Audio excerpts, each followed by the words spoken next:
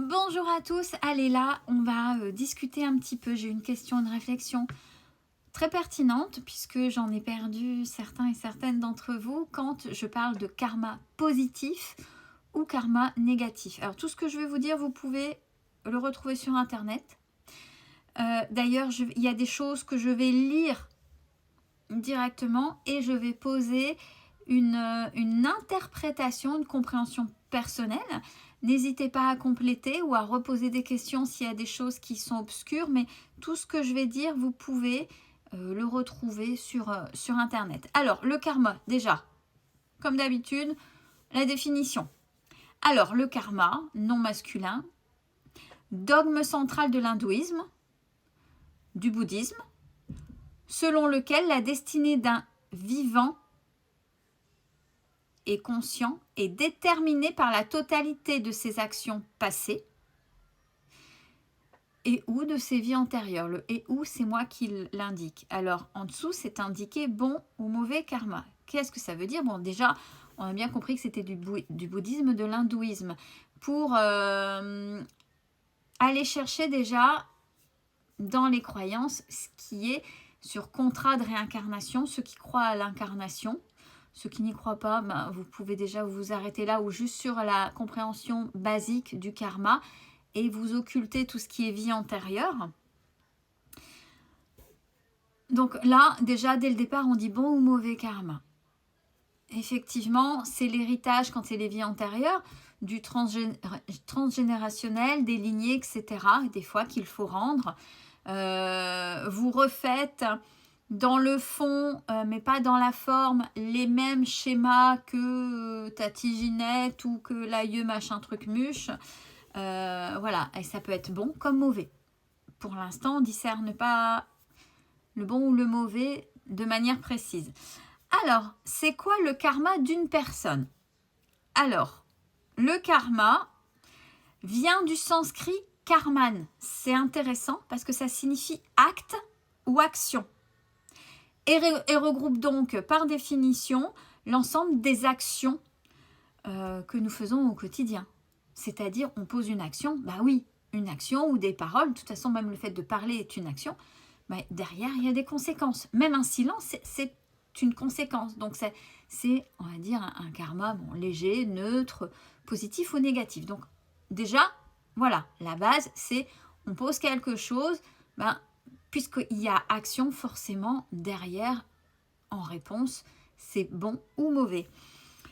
Le karma dans le bouddhisme, quand il est travaillé, donc travail sur soi entre autres, quand on le comprend, peut permettre d'accéder à un état de sérénité. C'est-à-dire, c'est une manière de parler avec le subtil, des messages, etc. Bon, là, c'est une pratique. Mais voilà, il y a quand même un travail, il y a une compréhension, en sachant qu'on n'est pas dans le monde des bisounours, bien évidemment. Ça, je tiens à le préciser. Alors, synonyme du karma, c'est ni plus ni moins chemin de vie. Chemin de vie, alors, chemin de vie, et là, en fonction des pratiques ésotériques, et là, je vais commencer à en perdre, chemin de vie, on peut le voir en numérologie, avec les prénoms, etc., mais ça, je ne vais pas en débattre. Et là, le chemin de vie peut être le karma de, soit d'une vie passée, ou le pourquoi vous vous êtes incarné, pour travailler telle ou telle blessure, ou telle chose, quand vous naissez, et de manière très générale sur votre vie. On n'oublie pas. C'est quoi le retour de karma? Alors, c'est une manière de comprendre, mais là, il faut le faire en conscience, que toute action a des conséquences. Donc là, c'est par rapport à l'ouverture d'esprit quand on fait des choses. Parce qu'il y en a qui posent des actions et sont dans le refus des conséquences de telle ou telle chose parce qu'ils sont dans leur monde. Donc ça, on ne peut pas parler véritablement. Pour eux, ça peut être cet enfermement de leur monde qui fait que c'est un karma qui leur sera à un moment donné fatal ou négatif puisqu'il manque cette ouverture d'esprit. Là, je prends un exemple.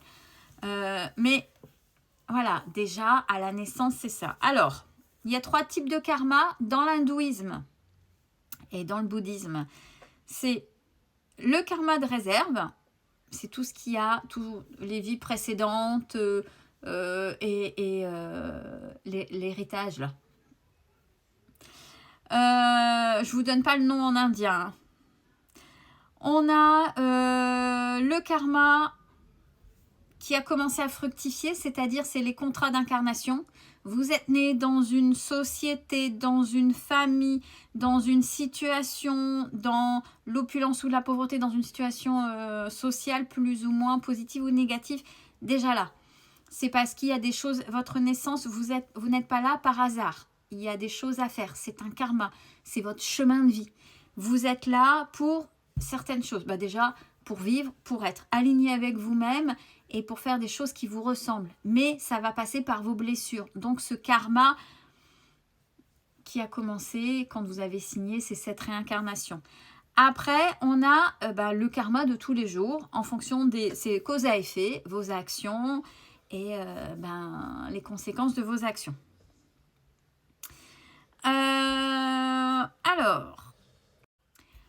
Alors, la question, est-ce que le karma est une punition? Non, c'est pas une punition, c'est une loi universelle. C'est pas parce que j'ai parlé du bouddhisme, de l'hindouisme, mais c'est une loi universelle de cause à effet qui guide votre vie.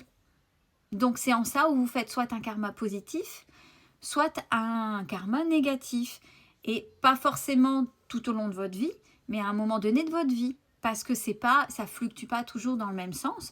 Mais il y a des hauts et des bas comme dans la vie. Et c'est par les leçons de vie et les expériences de vie qu'on se fait le karma plus ou moins positif tout le temps.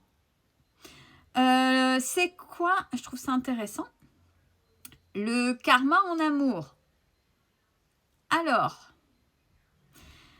en amour, c'est, je vais lire, dans une relation amoureuse karmique. Toujours cause à effet, les blessures, etc. par rapport à l'incarnation, etc., etc. Il y a souvent un sentiment de familiarité inexplicable où vous pouvez lire les pensées de votre partenaire ou anticiper ses actions. Vous pouvez également ressentir une profonde empathie et compréhension mutuelle, ce qui crée un lien émotionnel puissant entre vous. Donc ça, c'est le karma que vous faites quand vous êtes deux, quand il y a un lien particulier. Et là, pareil, en fonction de vos blessures, etc., etc., vous créez un karma positif et ou négatif. Ça bouge tout le temps. Ça bouge tout le temps. Combien de temps dure le karma? Ça dépend comment vous réagissez, comment vous mettez des compréhensions et les opportunités que vous vous donnez. Alors, ouais, il n'y a pas de bon ou de mauvais karma. Alors, croire au karma peut influencer profondément votre comportement et votre vision du monde. Oui et non, de toute façon, j'ai envie de dire chemin de vie, puis c'est aussi conscience et ouverture d'esprit et travail sur soi, l'alignement. Donc là, ça dépend ce que vous en faites, voyez.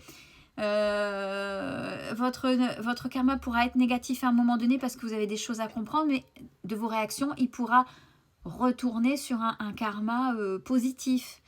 Donc, qu'on mette le mot karma ou qu'on y mette le mot chemin de vie, du moins l'expression chemin de vie, pour moi, c'est la même chose.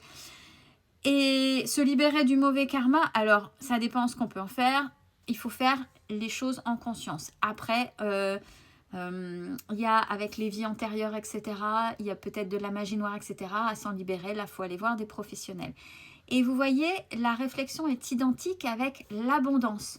L'abondance positive et l'abondance négative. C'est pour ça qu'en fonction de votre état d'esprit, de vos énergies actuelles et de ce que vous vibrez, l'abondance que vous voulez attirer sera soit positive ou négative.